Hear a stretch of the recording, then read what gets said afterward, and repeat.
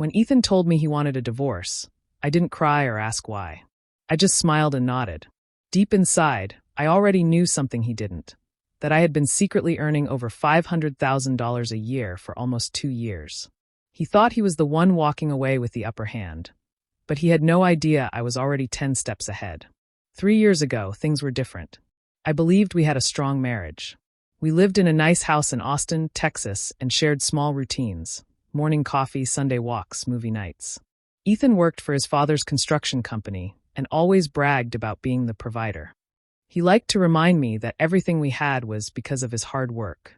I never corrected him. I worked from home as a freelance designer, and he thought I only earned a few $100s here and there. But in reality, I had built a full design business quietly, taking contracts from clients around the world. It grew faster than I ever expected, but I kept it secret. I didn't want money to change the way he saw me, or maybe I was scared it would. For a while, I ignored the small changes in him. The late nights, the phone calls he took outside, the sudden distance between us. I told myself he was just stressed. I didn't want to believe what my gut was screaming, that something was wrong. But when he came home one night smelling like a perfume I didn't own, I finally knew. I just didn't have proof yet. I decided not to confront him. Instead, I focused on my business. I worked harder, saved every dollar, and started transferring my earnings into a private account under my maiden name. I knew that if the day ever came when things fell apart, I needed to be ready. That day came sooner than I expected. It was a Sunday morning. Ethan sat across from me at the kitchen table, his face blank. He said, "Maddie, I think we should get a divorce." Just like that. No emotion, no reason that made sense. My heart sank for a second, but then something strange happened. I felt calm. It was as if my mind had been preparing for that moment for months. He talked about how we'd grown apart, how he needed to find himself. I just nodded. He thought my silence meant I was broken. He had no idea I was already free. After he left that day, I made myself coffee and sat by the window, watching the sunlight hit the backyard. For the first time in years, I felt peace. I didn't know what was coming next, but I knew one thing for sure. I wasn't going to be the one who lost everything. He was. And soon, he would find out just how big of a mistake he had made walking away from me. Ethan and I had been married for 7 years, and on the surface, everything looked perfect. We had a nice house, 2 cars, and dinners that looked like love even when silence filled the room. To outsiders, we were that stable couple everyone envied. But behind the smiles, things were starting to feel one-sided. Ethan always reminded me that he was the one holding our lives together, that without his job, we wouldn't have what we did. I used to believe that too, at least in the beginning. He worked for his father's construction company, which was small but steady. He liked to call himself a businessman, even though his dad made most of the decisions. I never corrected him. I didn't see the point. I was just proud of him, or maybe I wanted to be. He would come home covered in dust, kiss me on the forehead, and tell me, "You're lucky you don't have to worry about bills or work stress." I would smile and let him believe it. The truth was, I had been working, quietly, carefully, and with more passion than I ever showed him. My freelance design work started as a hobby. I took small projects from local clients and built simple websites. It was something to do while he was gone all day. But slowly my skills grew, and so did my client list. Within a couple of years, I wasn't just freelancing anymore. I had created a small online design firm, one that operated under a different name, one he never knew existed. At first, it wasn't about the money. It was about independence, about having something that was truly mine. But as the numbers grew, so did my confidence. My business began earning more than I ever thought possible. I started hiring people, building a real team. While Ethan spent his days talking about budgets and construction deadlines, I was closing deals that made more in a month than his company did in a year. I didn't tell him because I knew what his reaction would be. He always needed to feel in control. He liked being the one who took care of me. The idea that I could earn more than him would bruise his ego, and I wasn't ready for that kind of fight. So I kept quiet. I let him believe I was just a small-time designer making a little extra cash. Sometimes, while he bragged at dinner parties about how he was the breadwinner, I would smile and take a sip of wine, pretending to be impressed. Inside, though, I felt something changing. I wasn't the same woman who once depended on him for everything. I had built something real, something powerful, and I didn't need his approval anymore. He thought he was the strong one in the marriage, But the truth was, he was living off a story that stopped being true years ago. I let him believe it, because one day I knew that illusion would crumble. And when it did, I'd be ready. Haley had been my best friend since college. We'd shared everything, our first apartments, late-night talks about love, dreams, and heartbreak. When Ethan came into my life, she was one of the first people I introduced him to. They got along easily. Too easily, maybe. She had a way of making everyone feel comfortable, and I never thought to question it. I trusted her completely. She was like family to me. Haley was the kind of friend who showed up when you needed her. If Ethan and I had an argument, she'd listen without judgment. She'd pour me a glass of wine and tell me I deserved to be happy. Sometimes she'd laugh and say, "Girl, Ethan's too good to be true. Be careful, or someone might try to steal him." I always thought she was joking. Looking back, maybe she wasn't. She spent a lot of time at our house. She'd come over for dinner, movie nights, or just to hang out. Ethan seemed to enjoy her company too. I noticed how he'd laugh harder when she was around, how she'd compliment his work or call him Mr. Handy when he fixed something. It all seemed harmless. I didn't see the subtle looks or the quiet chemistry building between them. I was too busy trying to keep everything balanced, my marriage, my business, my peace. Haley was the only person I had ever told about my secret business. One night, after a few drinks, I confessed to her that I wasn't just freelancing anymore, that my online design firm was growing faster than I'd imagined. I told her about the clients, the money, and how I hadn't told Ethan yet. She seemed happy for me at first. She clapped and said, "Wow, Maddie, you're killing it." But her smile didn't quite reach her eyes. I noticed it, but I brushed it off. After that, she started asking more questions. How much I made, who my clients were, what my long-term plans were. I didn't think much of it. I thought she was proud of me. Now I realized she was collecting information. Sometimes, when I'd walk into the room, she'd be texting someone and quickly lock her phone. I never asked who it was. Once, I saw Ethan's name pop up on her screen while she was sitting next to me. She said he'd just asked for a recommendation for a surprise gift for me. I believed her. Why wouldn't I? She was my best friend. Looking back, the signs were everywhere, but I didn't want to see them. I was too focused on keeping my world stable, too afraid to believe that the two people I loved and trusted most could ever betray me.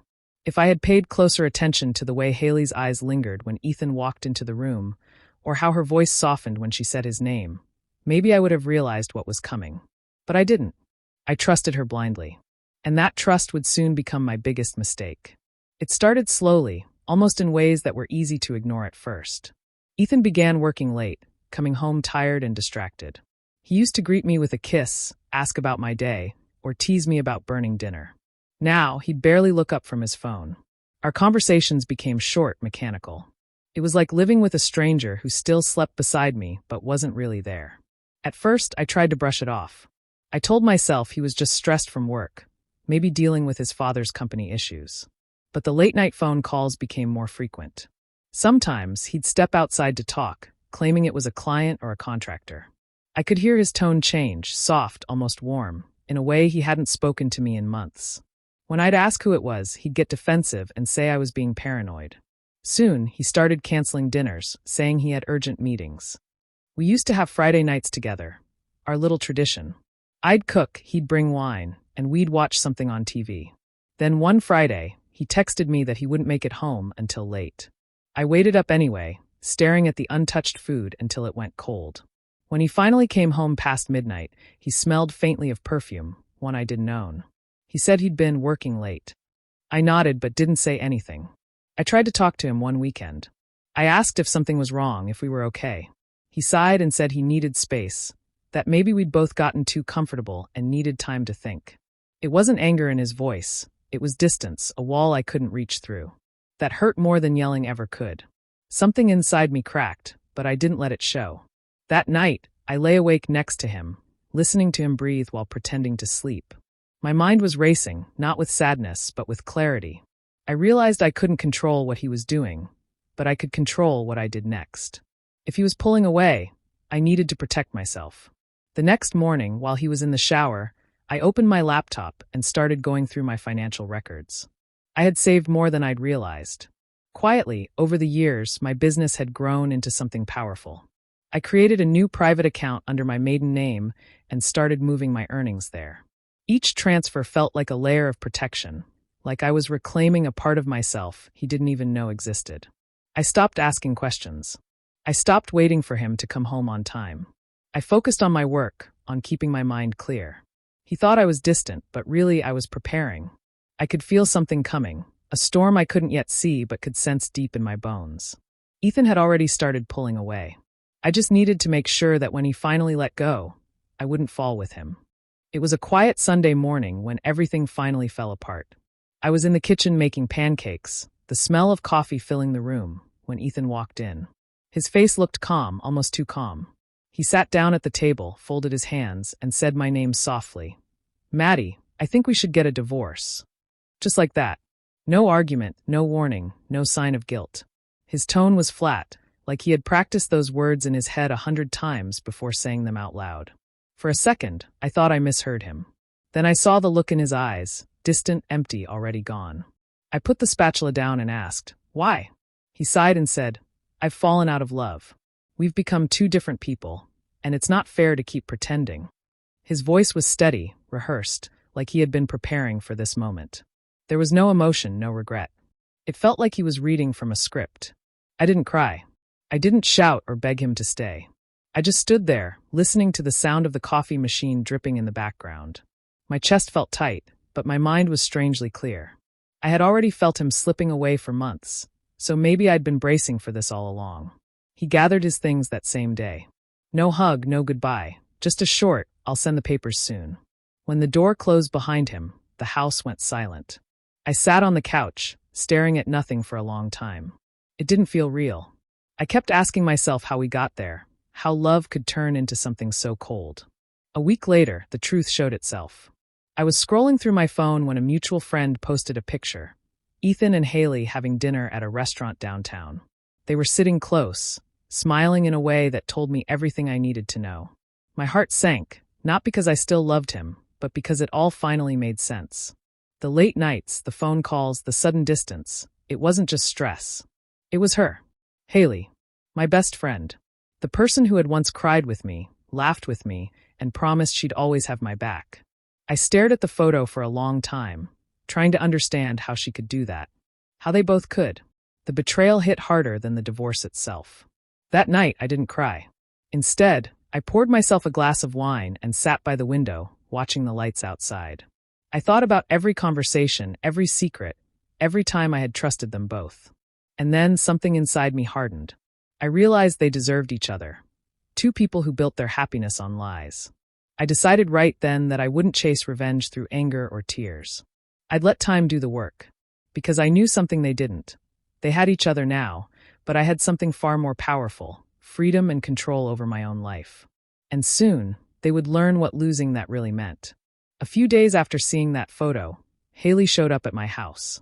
I almost didn't open the door, but curiosity got the better of me. She stood there, dressed perfectly as always, with that fake concerned look on her face. For a second, she acted like nothing had happened. She smiled and said, "Can we talk?" I didn't invite her in, but she walked past me anyway, like she still belonged there. She sat on the couch where she had spent so many nights laughing with me, pretending to be my friend. I just stood there, waiting for her to speak. She took a deep breath and said, "Maddie, I know you've probably seen the pictures. I didn't want you to find out like that."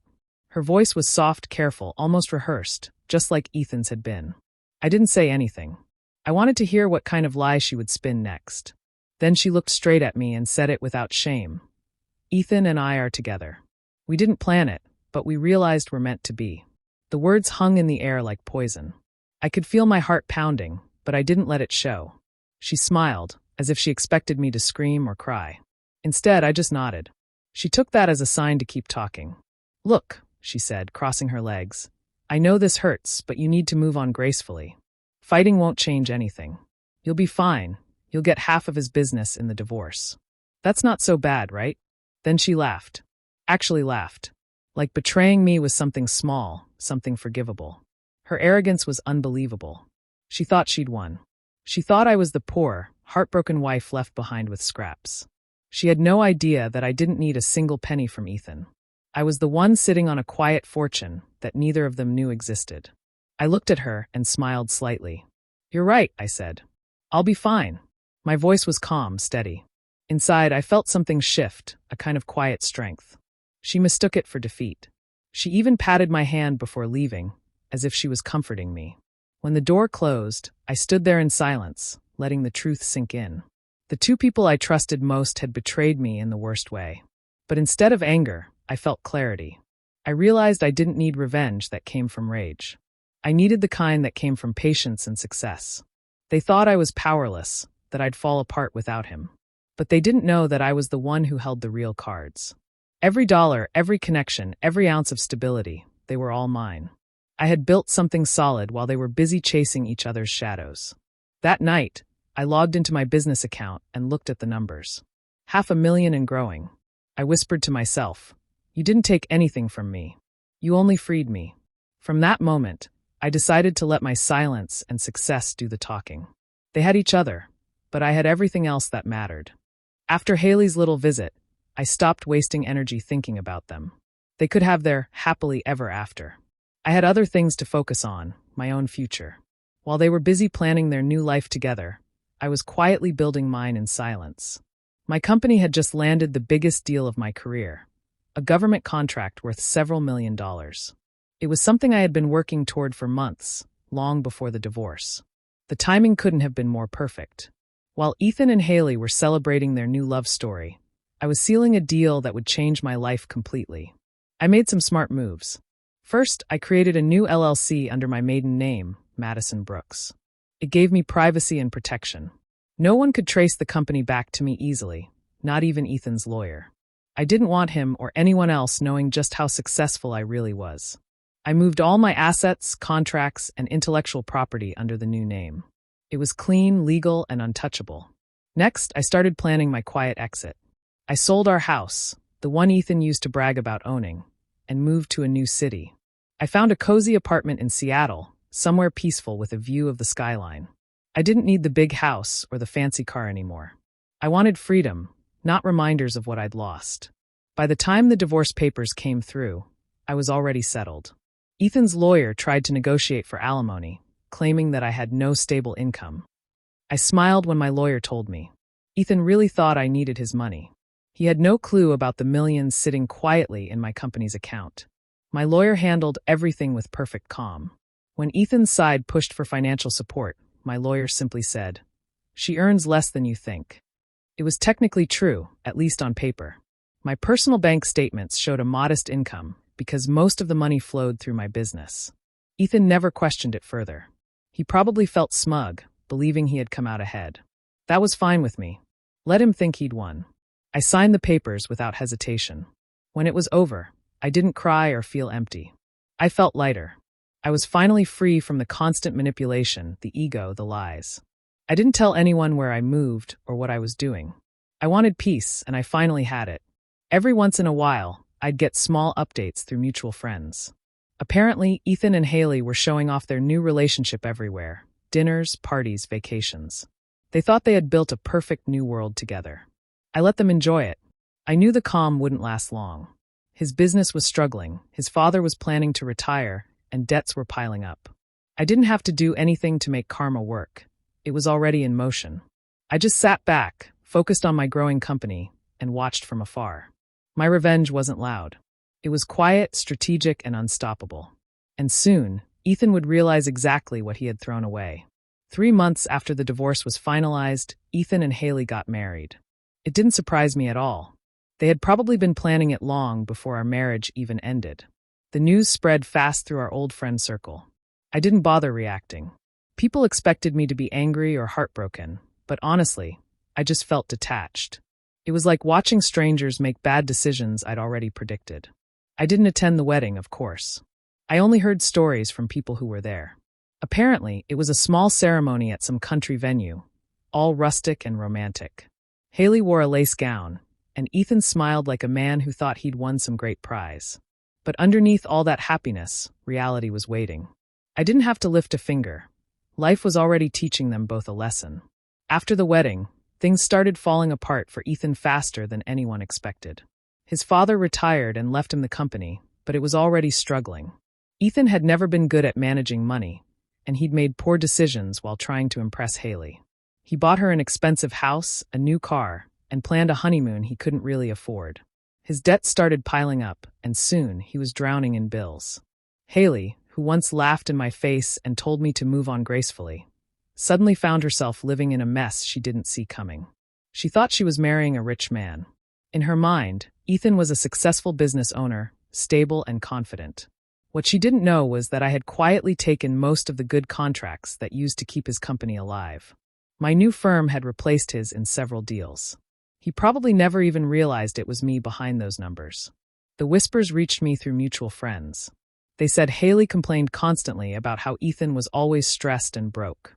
She missed the days when she didn't have to worry about money. I could almost picture her sitting there, wondering how things went so wrong. Meanwhile, I was signing another major client, moving my business forward, and sleeping peacefully at night. Ethan's pride wouldn't let him admit failure. He tried to take out more loans, thinking he could fix things, but it only made it worse. The company started losing employees, and soon it was barely staying afloat. The same people who once admired him now talked behind his back, saying he'd lost control of everything. I never celebrated his downfall. I didn't need to. There was no satisfaction in seeing them suffer, just quiet confirmation that what goes around truly comes around. Haley had taken what wasn't hers, and Ethan had traded love for illusion. They both ended up trapped in the mess they built together. Sometimes I'd get a call from an old friend trying to update me, but I never asked for details. I didn't care anymore. They had chosen their path, and I had chosen mine.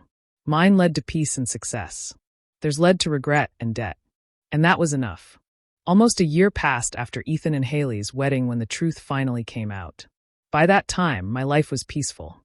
My business was thriving, and I had built a small team I trusted completely.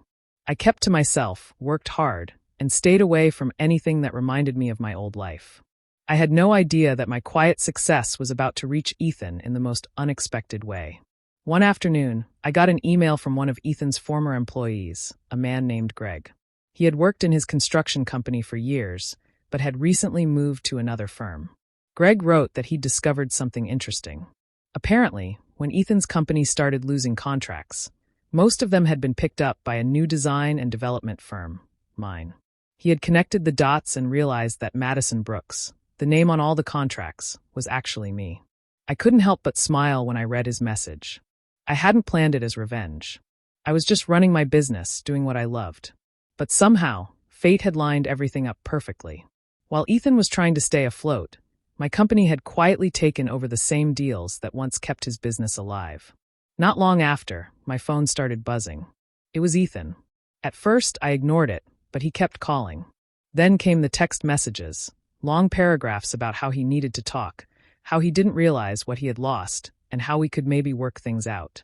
It was almost funny reading those words. The man who had once walked away without a trace of emotion was now begging for a conversation. I didn't respond. There was nothing left to say. I imagined him sitting in his office, realizing the truth, that the woman he'd underestimated had built something far bigger and stronger than he ever had. He must have felt that mix of regret and disbelief that always comes when karma finally arrives. And karma had come right on schedule. Around that same time, Haley started posting things online. People I knew sent me screenshots. She wrote vague messages about being used, betrayed, and lied to. Her once perfect love story was falling apart in public. It didn't take long before everyone knew that their marriage was crumbling. Ethan's financial troubles had gotten worse, and he was blaming her for spending too much. She was blaming him for lying. They were destroying each other without any help from me. I didn't respond, didn't defend myself, and didn't try to correct the stories being told. I didn't need to. The truth had already done the work. I sat at my desk one evening, looking at my company's growth report, and I felt calm. I didn't feel joy over their downfall, just peace. They had both made their choices, and life had delivered the results. Ethan once thought he had traded up when he left me. Haley thought she had won when she took what wasn't hers. But in the end, they both learned the same lesson. You can't build happiness on someone else's pain. Today, I wake up to the sound of rain tapping softly against my window. The city skyline stretches beyond the glass, and the first light of morning fills my apartment. Seattle has become my home, a place where I rebuilt everything from the ground up. My company is thriving, my life is calm, and for the first time in years, I feel completely free. I run a team of over 30 people now. We design for major brands, government projects, and even international clients. Every day brings new challenges, but none of them feel heavy. I work because I love what I do, not because I have to prove anything to anyone. The stress and insecurity that once followed me through my marriage are gone. What's left is peace. Sometimes I think about Ethan and Haley, not with anger, but with quiet acceptance. They were part of a painful chapter, but they also pushed me to grow. If they hadn't betrayed me, I might have never discovered how strong I could be. Their actions forced me to stop depending on anyone else's validation. They gave me clarity, even if they meant to break me.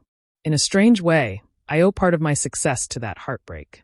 From what I've heard, their relationship didn't last long after everything fell apart. They separated quietly, without the big drama that once surrounded them. Ethan tried rebuilding his company, but it never recovered. Haley moved away, chasing something new, maybe another illusion. I don't wish them harm. I hope they find whatever peace they can, though I doubt it will look anything like mine. There was a time when I thought revenge meant watching someone suffer. But I've learned it doesn't have to be that way. Sometimes revenge is as simple as living well, as refusing to let bitterness define you. It's about succeeding so quietly that those who hurt you are forced to watch from the sidelines, realizing they can't touch what you've become. That's exactly what happened. I didn't need to ruin them. Their own choices did that. All I did was keep moving forward. Now, my days are filled with work I love, good people around me, and moments of stillness I never had before. I spend weekends at small coffee shops, reading or sketching designs. My name, Madison Brooks, has become something I'm proud of, not because of money or success, but because it represents a version of me who survived, healed, and built something beautiful out of the wreckage. Looking back, I see everything clearly. The lies, the betrayal, the heartbreak, it all led me here. I'm not the woman who begged for love anymore. I'm the woman who learned that losing people doesn't always mean losing yourself. Sometimes it's the beginning of finding who you really are. And so I live quietly, without resentment, without revenge. Just peace. That's the kind of victory no one can take away from me.